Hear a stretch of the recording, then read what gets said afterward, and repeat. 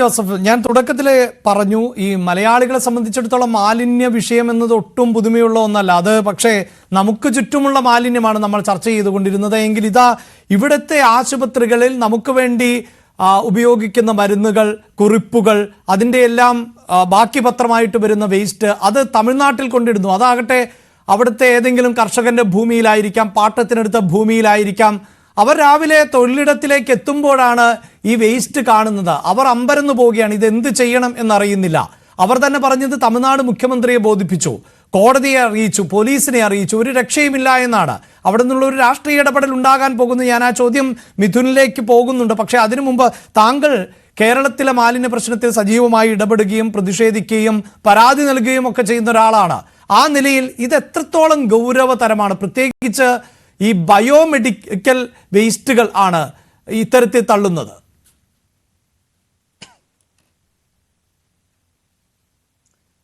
അഭിലാഷ്, ഞാൻ doctor S Lal എൻ്റെ സുഹൃത്താണ്, എബ്രഹാം വർഗീസ് സാറും എൻ്റെ സുഹൃത്താണ്. ഈ എസ് ലാൽ പറഞ്ഞ് നിർത്തിയെടുത്തെന്ന് ഞാൻ തുടങ്ങാം. ഒരു 2000-2004 കാലഘട്ടത്തിൽ ആശുപത്രിയിൽ സർജറി ചെയ്ത് മാറ്റുന്ന കാല്, കൈ, ക്യാൻസറിന്റെ ഭാഗങ്ങൾ, ഈ ചാപിള്ളകൾ, അതായത് മനുഷ്യനെ ഓപ്പറേഷൻ ചെയ്തിട്ട് മനുഷ്യ അവയവങ്ങൾ പുഴയിലും കടലിലും പറമ്പിലും എറിയുന്നതിനെ കുറിച്ച് ബെന്നി ജോസഫ് പരാതി കൊടുത്തിട്ടുള്ളതാണ്. ഇവിടെ ഒരു പ്രശ്നം എന്താണെന്ന് വെച്ചാൽ, ഇത്രയും നേരം ചർച്ച ചെയ്തപ്പോൾ സാധാരണക്കാർക്ക് മനസ്സിലാവാത്ത വിധത്തിൽ പല കാര്യങ്ങൾ പറഞ്ഞെങ്കിൽ അരിയാഹാരം കഴിക്കുന്ന സാധാരണക്കാർക്ക് വേണ്ടി ഞാൻ ഒരു കാര്യം പറയാം. മലയാളിനെ സംബന്ധിച്ച് നമ്മളെല്ലാം പെട്ടെന്ന് മറക്കുന്നു. മലയാളിനെ സംബന്ധിച്ച് ദിവസവും 2 ഷോക്കിംഗ് ന്യൂസ്, 2 ബ്രേക്കിംഗ് ന്യൂസ്. അഭിലാഷെ, ഗാന്ധിജി മരിച്ചുപോയി എന്ന് പറഞ്ഞാൽ അതൊരു ഷോക്കിംഗ് ന്യൂസ് അല്ല. പ്രേം നസീർ മരിച്ചുപോയി എന്ന് പറഞ്ഞാൽ അതൊരു ഷോക്കിംഗ് ന്യൂസ് അല്ല. കാരണം അവർ മരിച്ചിട്ട് കുറെ നാളായി. ഇവിടെ നമ്മുടെ വേസ്റ്റ് മാനേജ്മെന്റ്, ഒരു ആശുപത്രി തുടങ്ങുമ്പോൾ, ഒരു പെട്ടിക്കട തുടങ്ങുമ്പോൾ ഇതിന് കുറെ ലൈസൻസും കാര്യങ്ങളൊക്കെ ഇല്ലേ? നമ്മുടെ ആരോഗ്യമന്ത്രി വളരെ നിസ്സാരമായി, ഞാനിപ്പോ വീണ ജോർജിനെ മാത്രമല്ല ഉദ്ദേശിക്കുന്നത്, നമ്മുടെ ശ്രീമതി ടീച്ചറിനെ, അടൂർ പ്രകാശിനെ ഒക്കെ ഉള്ള സമയത്ത് ആരോഗ്യമന്ത്രിയായിരിക്കുമ്പോൾ തലയെടുപ്പുള്ള കാര്യഗൗരവമുള്ള ഒരു IAS ഉദ്യോഗസ്ഥനുണ്ടായി ആരോഗ്യമേഖലയിൽ. പുള്ളിയുമായിട്ട് ഞാനിത് സംസാരിച്ചു. രാജീവൻ IAS ഒരു നല്ല ഹെൽത്ത് സെക്രട്ടറി ആയിരുന്നു. പുള്ളിനോട് ഞാൻ ചോദിച്ചു, ഇവിടെ ഒരു ആശുപത്രി തുടങ്ങുമ്പോൾ ഇതിനൊന്നും ഒരു നിയന്ത്രണവും, ഒരു മാതൃകാപരമായി ഒരു ആശുപത്രിയിൽ ഓപ്പറേഷൻ ചെയ്യണ വേസ്റ്റ്, ആശുപത്രിയിൽ ഉണ്ടാവണ ഇത്തരം വളരെ ഡേഞ്ചർ ആയിട്ടുള്ള മാലിന്യങ്ങൾ സംസ്കരിക്കാൻ ഒരു നിയമവും ഇല്ലേ? എനിക്കിത് മന്ത്രിയുടെ ബൈറ്റ്, വീണ ജോർജിന്റെ ബൈറ്റ് രണ്ടാമത്തെ ഈ ചർച്ചയിലിട്ടു. ഞങ്ങൾ കാശ് കൊടുത്തിട്ടാണ് ഇത് ചെയ്യണമെന്ന് പറഞ്ഞു. ഞാൻ അവിടെ നിന്നാണ് സാധാരണക്കാർക്കും അരിയാഹാരം കഴിക്കുന്നതും എന്തിനും ഏതിനും കൈക്കൂലി മേടിക്കുന്ന കേരളത്തിൽ ഞാൻ പറയുന്നു, ശരിയാണ്, കാശ് കൊടുത്തിട്ടാണ് ഇത് ചെയ്യണം. പക്ഷെ എത്ര തിരിച്ച് ഓരോ വകുപ്പും കോടിക്കണക്കിന് രൂപ കൊടുക്കുമ്പോൾ എത്ര കോടി തിരിച്ച് കിക്ക് ബാക്ക് മേടിക്കുന്നതാണ് ഇവിടുത്തെ വില്ലൻ. അഭിലാഷെ, അതിൽ നിന്ന് നമ്മൾ വ്യതിചലിച്ചു പോവരുത്. ബ്രഹ്മപുരം മാലിന്യ പ്ലാന്റ് ആയാലും അല്ല, അതിലിപ്പോൾ ഈ വിഷയത്തെ കാണേണ്ടതുണ്ടോ? കാരണം ഇത് IMA സംവിധാനത്തിലൂടെ പോകുന്നു എന്നൊക്കെ പറയുമ്പോൾ അങ്ങനെ കാണേണ്ടതുണ്ടോ? ഉണ്ട്, പറയാം. IMAക്കല്ല, ഇന്ത്യയിൽ നിയമവാഴ്ച നഷ്ടപ്പെട്ട് കൈക്കൂലിയും രാഷ്ട്രീയക്കാരുടെ കെടുകാര്യസ്ഥയും രാഷ്ട്രീയക്കാരുടെ കിക്ക് ബാക്കും ഉള്ളിടത്തോളം കാലം, കമ്മീഷൻ മേടിക്കുന്നിടത്തോളം കാലം IMAക്കെന്നല്ല, ജനം തെരുവിലിറങ്ങി, ജനം കർശനമായി ഇത്തരം കാര്യങ്ങൾ മോണിറ്റർ ചെയ്ത് എത്രയോ അഡ്വാൻസ് ആണ് അഭിലാഷ്. നമ്മളൊക്കെ എവിടെ എത്തി നിൽക്കണ രാജ്യമാണ്. ഒരു ഹോസ്പിറ്റലിലെ വേസ്റ്റ് എവിടെ വന്ന് എവിടെ പോയിന്ന് വെറും ഒരു മൊബൈൽ ഉണ്ടെങ്കിൽ നമുക്ക് ട്രാക്ക് ചെയ്യാൻ പറ്റും.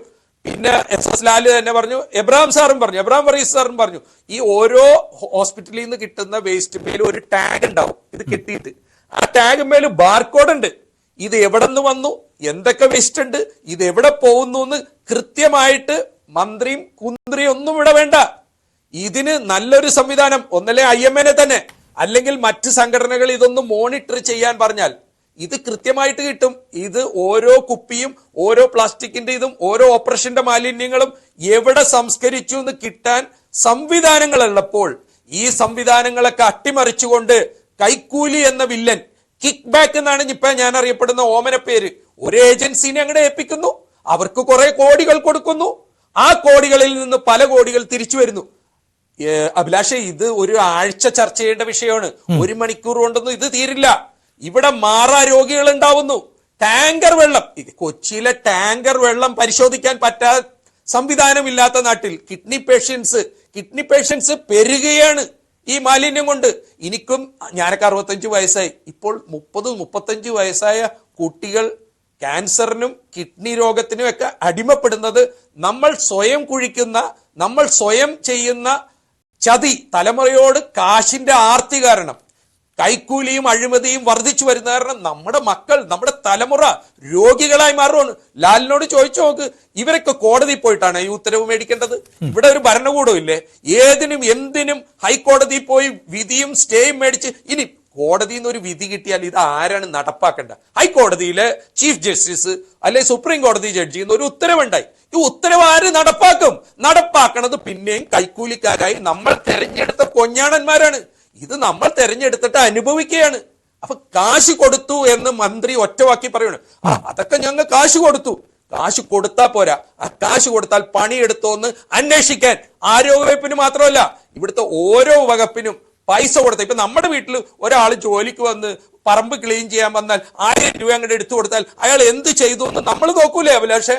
ഇതെന്തോട് ഇവര് പറയണത്? കോടിക്കണക്കിന് രൂപ കൊടുത്തിട്ട്. ഇപ്പൊ ഇന്നലെ മാതൃഭൂമി ബ്രഹ്മപുരം മാലിന്യ പ്ലാന്റിലെ ചവറെടുത്തത് കണ്ടില്ലേ? ഇന്ത്യയിലെ ഏറ്റവും കൂടുതൽ ചെലവിലാണ് ഇത് നടത്തുന്നത്. ഇത് ചെലവല്ല, ചെലവായിലാണ് പോണത്. അപ്പൊ SS ലാലിനും എബ്രഹാം വർഗീസിനൊക്കെ ഇത് പറയാൻ പരിമിതികളുണ്ട്. കാരണം അവരൊരു സ്ഥാനത്ത് നിൽക്കണം. എന്നെ പോലെയുള്ളവർക്ക് ഞാൻ വെല്ലുവിളിച്ചുകൊണ്ട് പറയണു, നമ്മുടെ സർക്കാർ കോടികൾ കൊടുക്കുന്നുണ്ടെങ്കിൽ ആ കാശ് ഇങ്ങനെ വാരി കൊട്ടയിൽ ഇങ്ങനെ കൊടുക്കുവാണോ നികുതി പണം എടുത്ത്? ഇവർ ഓരോ ആശുപത്രിയിൽ നിന്നും എന്ത് കളക്ട് ചെയ്തു, എവിടെയൊക്കെ കൊണ്ടുപോയി കളഞ്ഞു, ആരാണ് ഇത് കളയണത്, എവിടെയാണ് കളയണത്, എവിടെയാണ് ഇത് സംസ്കരിക്കണമെന്ന് അന്വേഷിക്കാൻ പറ്റില്ലെന്ന് പറഞ്ഞാൽ പിന്നെ നമ്മൾ ഈ ചർച്ച ചെയ്തിട്ട് കാര്യമില്ല. അപ്പൊ ഇതൊന്നും അല്ല കാര്യം. ഞാൻ അടിയുറച്ച് ഓരോ വോട്ടർമാരോടും പറയുകയാണ്, രാഷ്ട്രീയം ഒരു തൊഴിലാക്കി, രാഷ്ട്രീയം കാശുണ്ടാക്കാനും സമ്പത്തുണ്ടാക്കാനും ഒരു മേഖലയായി മാറിയപ്പോൾ ഉത്തരവാദിത്തമില്ലാതെ MLA മാരും മന്ത്രിമാരും ഇങ്ങനെ പറയണ കഷ്ടമാണ്. ഞങ്ങൾ കാശ് കൊടുത്തു, ഇനി ഞങ്ങൾക്കൊന്നും അറിയണ്ട. എന്തൊരു മ്ലേച്ഛമായ, എന്തൊരു ബാലിശ്യമായ ഒരു കാര്യമാണ് നമ്മുടെ മന്ത്രി പറഞ്ഞത്. അപ്പൊ അതല്ല വേണ്ടത്. ഞാൻ എഴുതി വെച്ചായിരുന്നു, ജനപക്ഷത്തിനെ ഒന്ന് ഇതിന്റെ കാര്യം ഏൽപ്പിക്കാമോ? ഞങ്ങൾ 10 പൈസ ചായ പോലും മേടിക്കാണ്ട് ഈ ചവർ എവിടെ നിന്ന് എടുക്കുന്നു, ഈ ഹോസ്പിറ്റൽ വേസ്റ്റ് എവിടെ നിന്ന് എടുക്കുന്നു, ഇതെവിടെ സംസ്കരിക്കുന്നു എന്ന് ഞാൻ ഓരോ ദിവസത്തെയും റിപ്പോർട്ട് തരാൻ പറ്റും. ഈ കാശ് തന്ന ഇപ്പൊ കൊടുക്കണം. എനിക്ക് ടെൻഡർ കാണണ്ട, എനിക്ക് കേരള സർക്കാരിന്റെ ടെൻഡർ കണ്ട. ഇപ്പോൾ കൊടുക്കുന്ന ടെൻഡറിന്റെ 75% തന്നാൽ ഓരോ ചവറും ഓരോ ഈ ഹോസ്പിറ്റൽ വേസ്റ്റും എവിടെ നിന്ന് വന്നു, എവിടെ കൊണ്ട് കുഴിച്ചിടണമെന്ന് ഞാൻ എടുത്തു തരാം. ഈ വെല്ലുവിളി ഏറ്റെടുക്കാമോ എന്ന് ചോദിക്കും. അല്ലാണ്ട് വെറുതെ ആകാശത്തോട്ട് വെടിവെക്കണ ഒരു പോലീസും നടപ്പാക്കാത്ത നിയമവും പറഞ്ഞിട്ട് കാര്യമില്ല.